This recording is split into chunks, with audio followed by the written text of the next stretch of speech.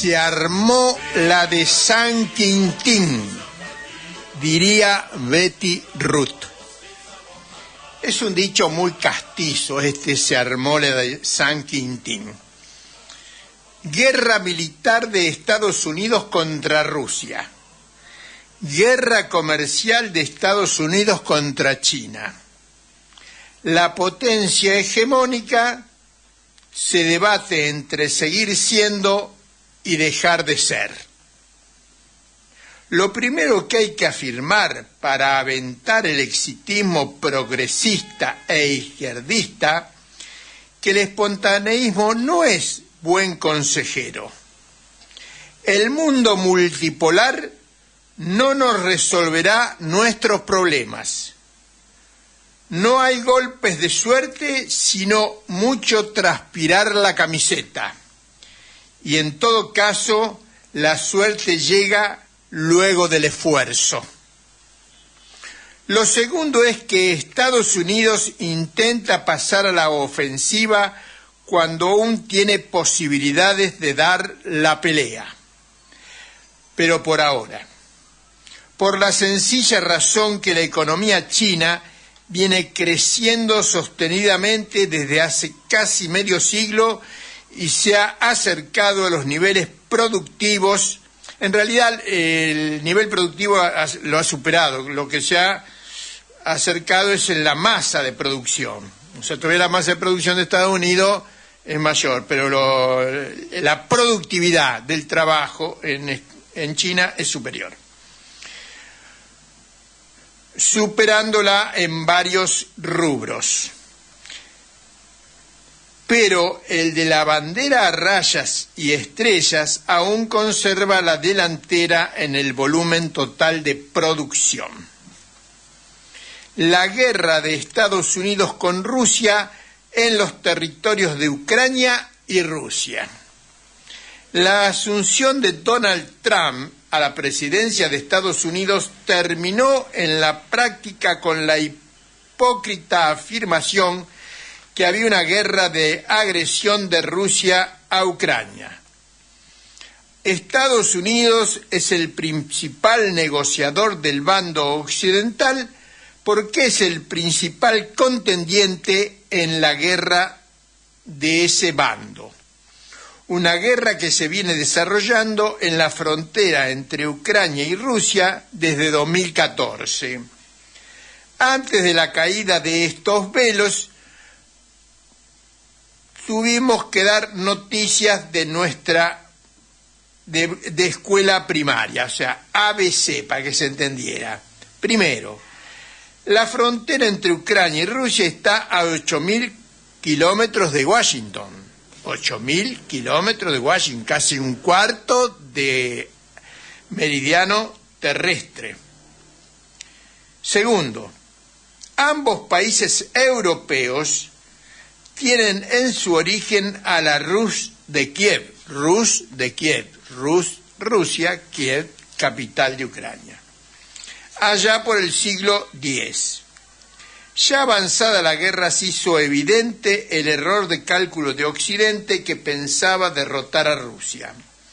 No solo que no podía ser derrotada fácilmente, sino que estaba ganando la guerra por al menos dos motivos. Entre otros, porque su Producto Bruto Interno ha crecido hasta convertir a Rusia en la cuarta economía mundial después de los dos grandes y la India, habiendo superado a Alemania y a Japón.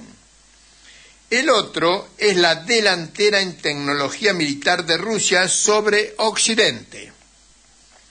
Podemos anotar que los festejados drones de Occidente no pudieron con los antidrones rusos, y mucho más importante, porque la artillería sigue siendo el arma decisiva en la guerra moderna, y los misiles hipersónicos rusos, que pueden superar los 10 Mach, como llaman los yanquis a la velocidad del sonido, hicieron la diferencia.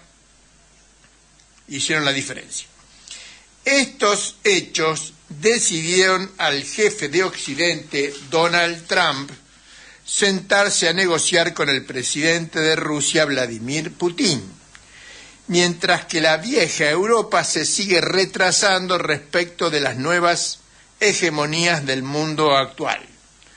Trump les ha dicho, incluso a su principal aliado Gran Bretaña, que si quieren seguir la guerra en Europa, se la tendrán que financiar ellos mismos. Pero parece que la financiación sería un problema secundario comparado con la incapacidad de crear una industria militar a tono con las necesidades de la guerra actual. Ahí terminamos con la guerra militar. Ahora vamos a la guerra comercial de Estados Unidos con China. China, con un Producto Interno Bruto del 70% del de Estados Unidos, quizás más, y una población 4 veces y media superior, ha asumido con serenidad China la guerra comercial de los aranceles lanzados por Trump. De las 4 modernizaciones planteadas por Zhou Enlai en 1964, una agricultura, una industria, una defensa nacional y una ciencia y tecnología moderna, en 1978 se precisó que de las 4 modernizaciones, la decisiva era la de la ciencia y la tecnología. Estas, definidas como fuerzas productivas, concepto que guarda gran prestigio dentro del marxismo. En el Congreso del Partido Comunista Chino, Deng Xiaoping declaró que tanto en la revolución como en la construcción es necesario aprender de los demás países y aprovechar su experiencia. Sin embargo, la copia, la imitación y la aplicación mecánicas de las experiencias y de los modelos de otros países nunca nos conducirán al éxito. Lo sorprendente para la inteligencia de los Estados Unidos que lo descolocó fue que no esperaba el impetuoso desarrollo de una China muy pobre y atrasada en tan corto tiempo. China fue mucho más que el esperado gran mercado de Occidente. Entre 1980 y el 2000 lograron su objetivo de cuadruplicar su producto industrial y agrícola. Desde 1990 venían construyendo una economía basada en el conocimiento. Su estrategia se reveló exitosa, casi equiparando la economía de Estados Unidos. En este último año, 1990, se previó que para 2030 China superaría la economía norteamericana, previsión que la historia viene confirmando. Luego de que Trump elevara los aranceles para los productos chinos al 45%, China le respondió equiparándolo para sus importaciones de Estados Unidos. Trump redobló la apuesta llevándolos a 125%.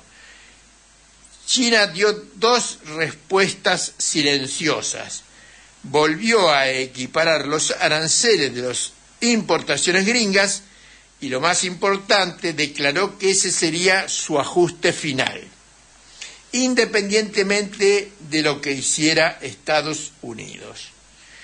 China ya no responderá, ya que no hay posibilidades de que los productos estadounidenses sean aceptados en el mercado chino.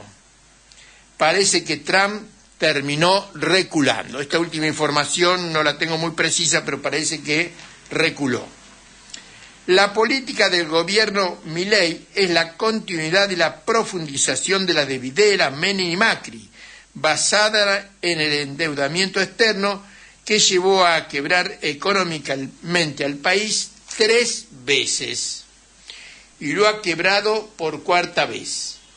El cacareado préstamo de 20.000 millones de dólares del Fondo Monetario Internacional es un explícito reconocimiento del fracaso de la política del endeudamiento externo.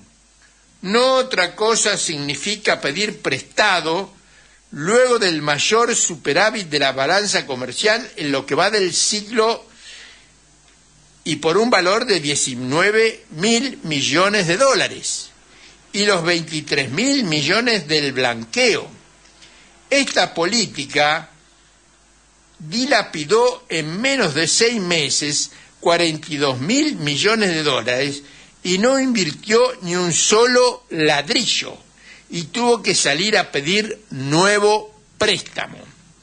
No hay error, es el objetivo deliberado de Milei Caputo y de los liberticidas para empeñar a la Argentina con una deuda impagable.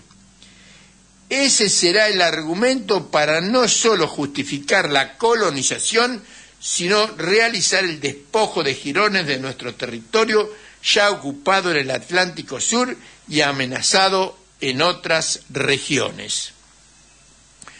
Nuestra política se basa en el poder del pueblo.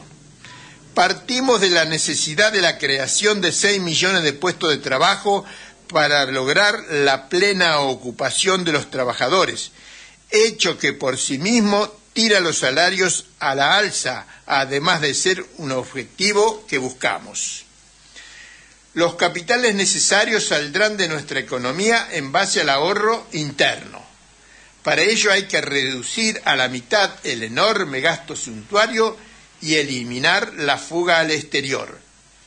La deuda deberá ser pagada por los que la contrajeron con los fondos depositados en el exterior.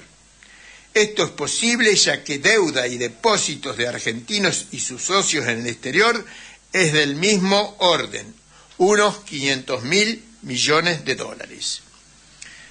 Las medidas prácticas están en el viejo pero más actual que nunca programa de Huerta Grande, que además de lo bueno de su letra, tiene otras 2 virtudes adicionales. Fue escrito por las diversas corrientes antiimperialistas de esos años y en un periodo de efervescencia revolucionaria. El paso siguiente es reconocer que tenemos los suficientes alimentos, materias primas y energía, base de todo proceso de revolución industrial. No necesitamos importarlos. La inversión productiva tiene que dar prioridad a la que se debe realizar en ciencia y tecnología, sector en el que tenemos una buena base y que, revitalizándola, servirá de eficiente punto de partida. Del conocimiento de nuestra historia, estudio de nuestra realidad presente y del debate constructivo irán brotando las ideas y los pasos a realizar en la práctica. Este proceso lo debemos encarar en simultáneo con los demás países del cono suramericano. Ello por 2 razones. Una es estrictamente económica, para que entre todos nuestros pueblos construyamos un mercado de escala suficiente para producir bienes con precio y calidad para beneficio de nuestros pueblos y para que sean competitivos con los de las demás regiones del mundo. Y por la esencial solidaridad que seguiremos fomentando entre nuestros países y nuestros pueblos. Bueno, hasta acá el editorial de este lunes 14 de abril.